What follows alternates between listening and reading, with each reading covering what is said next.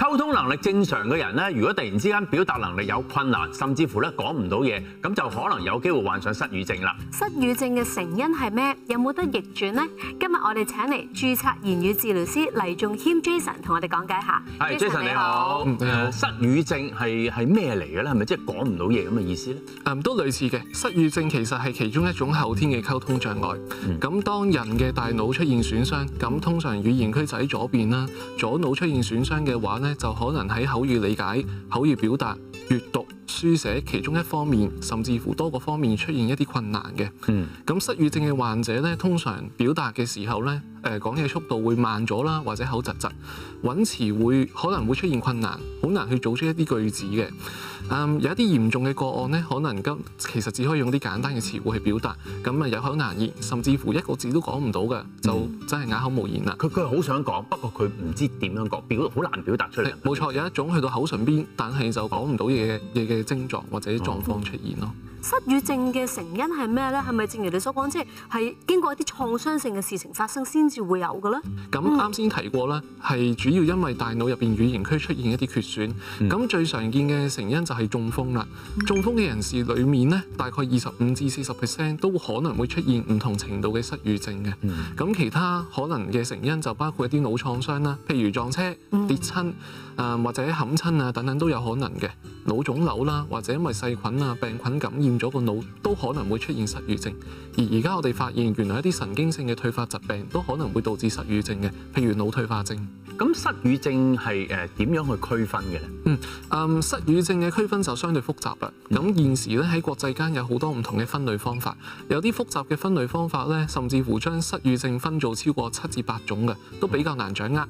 不如我哋今日用個相對簡單嘅方法去分，咁分做非流暢性同埋流暢性嘅失語症。流暢型嘅失語症咧，換言之，個患者講嘢咧聽落相對係流暢嘅。咁但係如果佢實質上有口語理解方面嘅困難，其實佢聽唔明大家講乜嘅，或者聽得明7成嘅啫。咁我哋就可能發現佢哋嘅表達內容其實係唔合邏輯嘅，或者中間係有啲錯字啊，或者有啲自己新造嘅字喺當中㗎。咁呢個係個特別嘅特點啦嚇。咁另一邊廂一啲非流暢型嘅失語症患者咧，佢哋喺揾字方面係相對有大啲嘅困難。咁可能因為佢哋口語表達係非常之差啦。咁真係擘大個口咧，去到口唇邊就講唔到個字出嚟啦，就真係啱先提過嘅有口難言，甚至乎真係乜都講唔到嘅。額外想提到一種失語症係原發性漸進性失語症，英文簡稱係 PPA。咁佢嘅病發嘅原因咧係因為腦部嘅退化而導致嘅。咁譬如腦退化症啦，咁而語言嘅理解同埋表達出現困難就係最先出現嘅症狀之一，而且會越嚟越差嘅。盡早處理、盡早發現就最好啦。咁不如詳細講下咧失語症嘅症狀啊。失語症患者日常生活中最常見嘅症狀就首先係個流暢度大受影響啦。佢哋講嘢嘅時候口窒窒或者好慢嘅。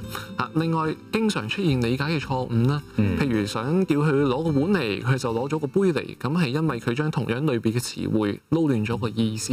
咁又或者咧，佢哋經常性用同樣一兩句嘅口頭禪去應你哋啊，因為佢溝通唔到，佢又想修補個溝通嘅困難，咁佢就用呢啲句子嚟令到大家覺得佢唔明啦。咁另外咧就係揾字方面有困難啦，譬如佢想講一啲人物名、地方名或者物件名嘅時候咧，好難抽到出嚟，去到口唇邊講唔到，又或者會不斷重複描述佢哋嘅特點或者相關嘅事，譬如佢想講廁紙嘅，可能佢就會不斷講話抹嘢啊、廁所一張張嗰啲，咁係因為佢揾唔到廁紙呢個詞出嚟，咁佢就會講咗其他嘢啦。OK， 咁呢個失語症如果係繼續嚴重落去嘅話，會衍生到啲乜嘢問題出現呢？咁首先佢越溝通唔到咧，就可能越唔想溝通啦。更加同個社會脫離。咁另外一邊咧就係情緒嘅問題啦，非常之好啊！提起呢一樣嘢，咁佢哋通常會感覺同個社會同埋身邊嘅人士咧係脫離咗嘅，因為溝通唔到。咁佢哋會好容易衍生一啲情緒嘅問題啦，譬如抑鬱啊、焦慮啊，或者相應激動一啲嘅情緒都可能會出現。佢又驚講錯嘢，係啦，跟住俾人笑。係啦，冇錯，係自信心嘅問題。咁另外都有一啲研究指出咧，超過80%嘅受訪者，佢哋係一啲失語症患者嘅照顧者，係出現照顧嘅壓力嘅。照顧嘅壓力增加咗咧，係令到佢哋有焦慮、抑鬱、社交方面嘅問題，而最後係影響晒佢哋嘅心理健康嘅，咁都會一個大嘅問題咧。咁失語症會唔會同一啲其他嘅疾病去混淆咗啊？咁絕對好容易混淆嘅。咁尤其喺香港，因為喺香港咧，暫時仲未有一啲活躍嘅組織或者人士去向公眾教育失語症相關嘅資訊。咁變相咧喺前線啦，或者喺社區啦，一啲照顧者、一啲病人啦，或者有啲醫護人員咧，原來都不太認識失語症嘅，就好容易將佢同其他疾病混淆啦。咁喺臨床上都遇過有病人咧喺中風之後係出現揾字嘅困難啦、溝通嘅困難，因為溝通唔到就非常之嬲、非常之激動啦。咁出現啲情緒問題就被當咗有精神病，咁甚至乎係短時間內食過啲精神藥物嘅。咁經過我哋診斷，再做翻啲治療之後咧，佢又真係可以溝通如常翻喎。咁日常生活揸車翻工都做得翻啦。咁就係一個遺漏咗失語症診斷嘅一個好嘅例子咯。咁言語治療師你哋會有啲一系列嘅乜嘢方法去診斷到佢佢真係失語症咧？失語症嘅診斷咧就絕對唔簡單。咁首先我哋會用一啲標準化嘅測試評估去做啦。咁除咗標準化嘅測試咧，其實我哋仲要運用個病人嘅病歷啦，佢哋一啲神經性系統嘅一啲評估嘅結果啦，一啲腦掃描啦，同埋其他嘅非標準化嘅測試，即係啲乜嘢咧？按住佢嘅實際嘅能力咧，我哋會安排一系列唔同嘅語言測試，去睇下佢嘅口語理解、口語表達、書寫，而家有埋打字啊、速成倉頡等等，同埋閱讀方面，究竟實質上嘅能力係點樣呢？咁先可以攞一個判斷咧，究竟佢有冇失語症嘅診斷，同埋個類型係點樣嘅。咁如果有啲病人佢哋同時間患幾種疾病咧，就更加困難。咁想像一下一個病人啱啱中咗風喺醫院嗰度，手腳又喐得差啊，可能聲帶又喐唔到，啲肌肉又渣流晒口水。咁究竟佢口語表達唔到嘅緣故係因為肌肉嘅問題啊，係因為佢整體太弱啊，定係真係有失語症呢？就真係好依靠言語治療師嘅評估同埋醫生嘅合作一齊去研究、去診斷，咁先係最準確同埋最穩陣嘅。一旦出現咗誤診啦，或者遺漏咗診斷呢，其實係會令到個失語症病人呢錯失咗黃金嘅治療機會同埋恰當嘅治療嘅。咁如果確診真係有失語症啦，有啲咩治療嘅方案㗎？現時咧冇一啲藥物係可以直接治療嘅，咁第一線都係揾言語治療師做言語治療。咁啱啱接觸失語症嘅病人診斷咗之後咧，我哋首要即時揾一啲方法幫佢咧係同家人啦同埋醫護人員溝通得到嘅。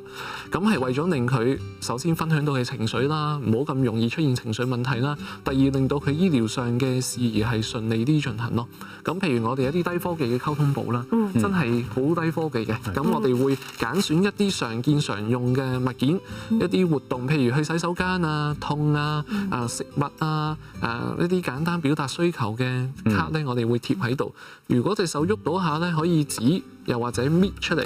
咁俾醫護人員或者家人咧，我哋約莫明白佢哋會有啲乜嘢嘅表達啦。即係跟你個指令，即係話我想要牛奶，咁佢就喺嗰度擺落黏上去咁。都未必嘅。如果呢個就去到訓練啦，訓練咧咁可能我哋有其他配搭啊，幫我揾下有乜嘢係唔係呢個類別㗎？譬如呢3樣嘢都係嘢食，呢個就唔係嘢食，睇下佢個語言方面係點樣就可以做治療咯。咁但係翻返去啱先提到係用嚟溝通嘅，咁就圍繞住佢想表達啲乜啦。咁可能我哋食緊嘢，咁我貼一啲我台面有嘅嘢食出嚟，咁有牛奶、蛋糕仔、香蕉，咁佢想要啲乜咧？咁佢指或者搣俾我，我就知道佢想食乜啦。咁如果佢想食蕉，我就係咁塞牛奶俾佢咧，都真係幾敏陣嘅。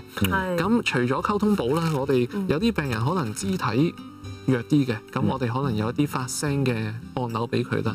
咁我哋錄定音啦。按住英文或者中文啊，或者佢嘅語言啊，我哋貼翻啲圖片上去咧。佢想表達嘅時候，唔一定用手指，佢用手踭又得，用腳又得，用手掌又得，一撳，咁會有啲聲出去代佢表達。咁我哋就知道佢想要咩啦。有時咧唔係啲照顧者每一秒都照顧緊佢咧，有聲就真係好幫到手㗎。咁翻去治療方面啦，咁首先咧，我哋睇下個患者強嘅溝通能力有幾多，剩餘嘅語言能力有幾多，我哋要幫佢發揮到最佳。叻嘅嘢要繼續叻，用佢嚟溝通。咁另一邊廂咧，按住個評估嘅結果咧，我哋會約莫對佢哋個語言受損嘅形態有一啲認知。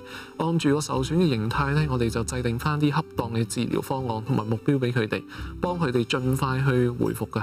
譬如我哋啱先提過有閱讀啦，有書寫寫啦，或者打字啦，我哋有口語表達、口語理解啦，各樣嘢都要兼顧嘅。仲有咩治療方案呢？治療方案有好多嘅，咁簡單講其中一種容易明白啲嘅，咁就係旋律語調嘅治療方法，咁英文簡稱係 MIT 啦。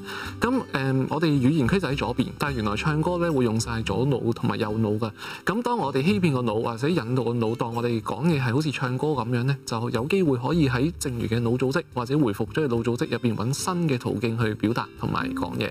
咁運用呢個方法咧，通常一啲失語症嘅患者喺病發開頭就已經會有啲句子或者短句講到出嚟啦。咁當佢哋掌握咗個技巧咧，日常就更加容易表達得到啦。今日多謝晒 Jason 你咁詳盡嘅講解。如果有疑問，可以請教醫生或者係相關嘅專業人士。